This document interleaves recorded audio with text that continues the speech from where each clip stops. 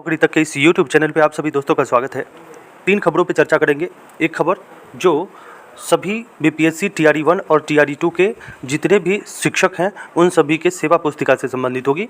दूसरी खबर, जितने भी शिक्षक हैं उन सभी के अब जो है वो 4% डीए जो है फिर से बढ़ा दिए गए हैं और इसकी जो व्यवस्था होगी वो जुलाई से शुरू हो जाएगी, उस पर भी चर्चा करेंगे। और तीसरी खबर जो होगी वो होगी शिक्षकों के, शिक्षक ही नहीं जितने भी कर्मचारी हैं उनके पेंशन से ओपीएस सिस्टम में कुछ बदलाव किए जा रहे हैं और इस ओपीएस सिस्टम में क्या क्या बदलाव होंगे और आपको रिटायरमेंट के समय कितना पेंशन मिलेगा और आपके जीवन साथी को कितना मिलेगा, उन सभी मुद्दों पर चर्चा करेंगे।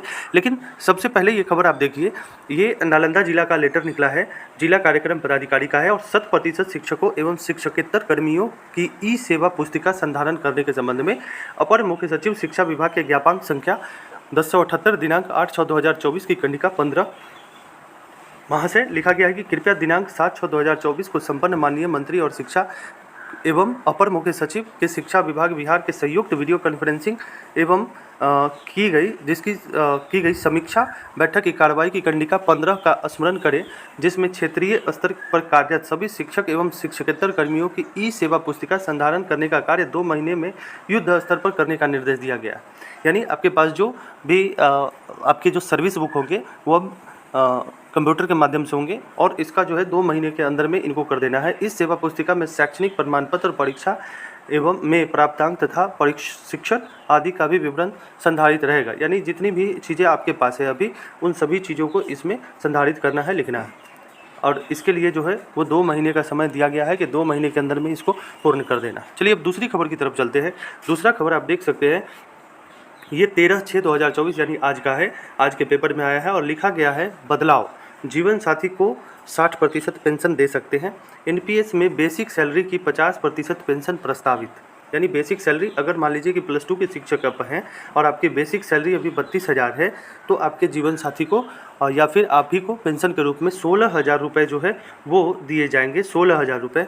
अब याद कर लीजिए कि आप जब रिटायर करिएगा उस समय आपकी जो बेसिक सैलरी होगी, इंक्रीमेंट जो लगता जाता है और बेसिक सैलरियां बढ़ती जाती है, तो उस स्थिति में आपके पेंशन किस हिसाब के होंगे, किस स्तर के होंगे, ये आकलन कर सकते हैं। मोटे तौर पर समझ लीजिए क्या लिखा गया है कि केंद्र सरकार ने नेशनल पेंशन स्कीम के तहत केंद्रीय सरकारी कर्मचारियों के लिए पेंशन बेनिफिट में सुधार की पेशकश की है।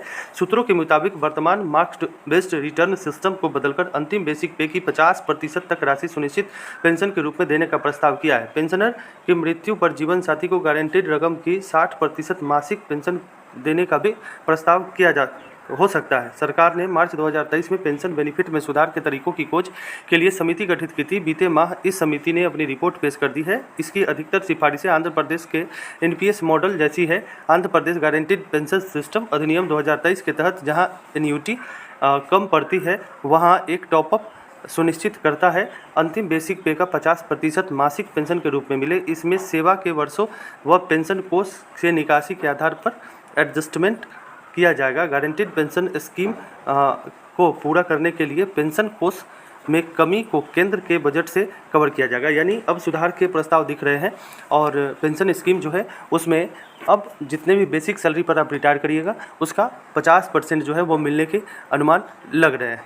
तीसरी खबर आप देख सकते हैं, तीसरी खबर महंगाई भत्ते में 4% की वृद्धि जो है पर मुहर लग गई है और 4% की वृद्धि हो गई है। अब जो है वो 50% से में 4% और जुड़ गया है और अब आपका जो डीए होगा वो 54% हो गया। लगभग +2 के शिक्षकों का जो है वो 1280 रुपये फिर से बढ़ गए हैं और जो लोग टीआरई 1 में हैं उनके जुलाई में लग सकते हैं इंक्रीमेंट जो 3% का होगा, 960 रुपये का होगा। क्या सब लिखा गया है उसको देख लेते हैं। कर्मचारियों और पेंशनरों को 1 जनवरी से देय होगा 4% की जो है महंगाई भत्ते में 4% की सौगात मिलेगी। लोकसभा चुनाव के बाद केंद्र में मोदी सरकार का गठन हो चुका है। लगभग 1 करोड़ से अधिक कर्मचारी और पेंशनरों को 1 जनवरी से देय महंगाई भत्ते में 4% की वृद्धि की सौगात मिली थी। इस वृद्धि के साथ डीए की मौजूदा स्थिति 46 से 50% पहुँच गई। अब 1 जुलाई से एक बार फिर सरकारी, आप देख सकते हैं अब 1 जुलाई से एक बार फिर सरकारी कर्मचारी को डीए में बढ़ोतरी की सौगात मिल सकती है। फरवरी, मार्च व अप्रैल माह के दौरान औद्योगिक श्रमिकों की उपभोक्ता मूल्य सूचकांक सर्वे रिपोर्ट गिरावट सकारात्मक। फरवरी में यह सूचकांक 0.3 अंक से बढ़कर 139.2 अंकों के स्तर पर संकलित हुआ। मार्च में इसकी सूचकांक में 0.3 अंक की कमी देखी गई, लेकिन अप्रैल 2024 में अखिल भारतीय मूल्य सूचकांक के औद्योगिक श्रमिक में 0.5 अंक की जो है वो बढ़कर 139 अंकों तक पहुंचकर संकलित हुआ है। ऐसे में संभव है कि डीए की दर में कम से कम 4% की बढ़ोतरी हो सकती है। इसके अलावा इस माह में पेंशन को लेकर वित्त मंत्रालय की कमेटी ने अपनी रिपोर्ट दे सकती है। 8वें वेतन आयोग के गठन पर भी सरकार निर्णय ले सकती है। यानी अगर 8वें वेतन आयोग अगर गठन हो जाते हैं तो जितने भी कर्मचारी हैं उसके लिए बल्ले बल्ले हो जाएगी। और क्या सब होता है इसको भी देखना पड़ेगा। मौजूदा स्थिति में जो है वो केंद्र सरकार के सूत्रों का कहना है कि जो 1 जुलाई से डीए मौजूदा दर से 50 से 54% तक पहुंच सकती है। यानी अभी डीए जो है वो 54% जुलाई से होने की संभावना है। 8वीं वेतन आयोग पर अब सरकार जो है वो कुछ निर्णय ले सकती है। मिलते हैं अगले वीडियो में, तब तक के लिए गुड डे।